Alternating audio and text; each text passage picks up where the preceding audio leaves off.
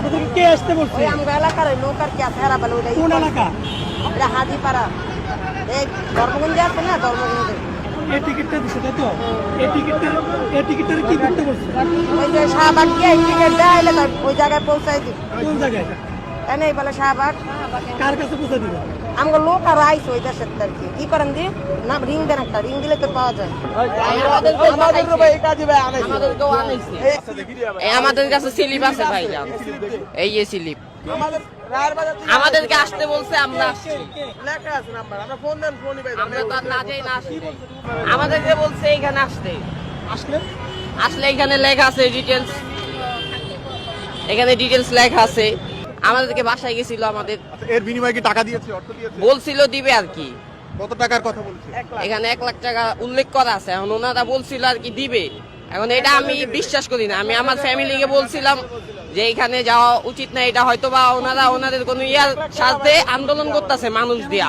Double million offer Walton fridge কিনে পেতে পারেন 20 লক্ষ টাকা, রয়েছে কোটি কোটি টাকার নিশ্চিত উপহার। আপনার কিছু কিছু মহিলা বাসায় যায়, কিছু কিছু পুরুষ বাসায় যায়, এগুলা দিয়ে আসে। কালকে এগুলা দিতে মহিলা গেছে বাসায়, মহিলা যা দিয়ে আসছে এগুলা বাসায়। বলছে যে পুরুষও গেছে কিছু কিছু বাসায়। আপনার বলছে যে কালকে 10টার ভিতরে শাহবাগ মোড়ে অবস্থান করতে। আবার 9টা বাজে বাসায় গেছিল আইনা দিতে। শাহবাগ মোড়ে অবস্থান করতে বলছিলেন, আমরা শাহবাগ মোড়ে আসছি, আপনারা কোথায়?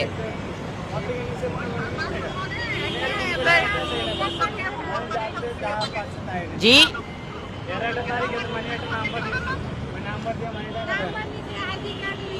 দেখছেন মহিলা কল ধরছে। আমরা হাজিপাড়াত পাইছি, আমরা আসছি আমরা লোন দিব, মাসে মাসে 3000 করে 2000 করে টাকা নিব, 1 লাখ করে টাকা দিব। আমরা একটু চলে ফেরা খামো। জি ওই এলাকার অনেক লোক আসছে, সেই লোক খুঁজতেছি পাই না। এই যে মাত্র গাড়িতে নামলাম, বলছে যে গরিবের 1 লাখ করে টাকা দিও, মাসে মাসে 3000 করে 2000 করে টাকা নিব, ওই লাভও যাবো চালানো যাবে, এটা বলছে আমাকে। না বাবা, আমরা কোনো রাজনীতি বুঝি না। বলছে যে ওই যে কিনার এক মহিলা পাঠাইছে যে তোমরা ওইখানে যাও, আজকে মিটিংও থাকতে। কত টাকা দেওয়ার কথা বলছে আপনাকে? 1 লাখ। 1 লক্ষ টাকা দিবে শাহবাগে আসলে? হ্যাঁ, না আসলে না, আজকে মিটিং হবে, দিব আর 2-3 মাস পরে দিব। হ্যাঁ হ্যাঁ হ্যাঁ, লোকজন আসছে, অনেক খুঁজতে আসছে, মোবাইলে তো ধরে না। দর্শক আরেকটু কথা বলার চেষ্টা করবেন। এনাদেরকে কিন্তু টোকেন দিয়েছে কে বা কারা, এবং শাহবাগে কিন্তু অবস্থান করতে বলেছে। মানে লোক গেছিল যা বলছিল যে একটা লটারি 4 বছর পর পর নাকি লটারিটা দেওয়া হয় দরিদ্র মানুষকে, নিচে 1 লাখ উপরে 1 কোটি টাকা। হ্যাঁ, পরে সবাই কিনছে 20 টাকা করে নিচে টিকিটটার। পরবর্তীতে পরে বলছে যে 25শে নভেম্বর ঘুরাবে, তো বলছে আসতে। তা আমরা আবার ফোন দিয়েছিলাম, ফোন দিয়েছে বলছে যে রং নাম্বার, এটা শিউর না। হ্যাঁ, রং নাম্বার বলছে আর কি। পরে এখন আইসা দেখি পাও নির্ধারিত বলে নাই, বলছে যে ঘুরানো হবে, যার ভাগ্য আছে সে পাবে। মানে যে লটারি আছে না, ওই লটারি বলছে যে লটারির মাধ্যমে এটা ঘোরানো হবে, 1 লাখ টাকা থেকে 1 কোটি টাকা পর্যন্ত টাকা দেওয়া হবে, এটা বলছিল এই কাগজটা দেয়া।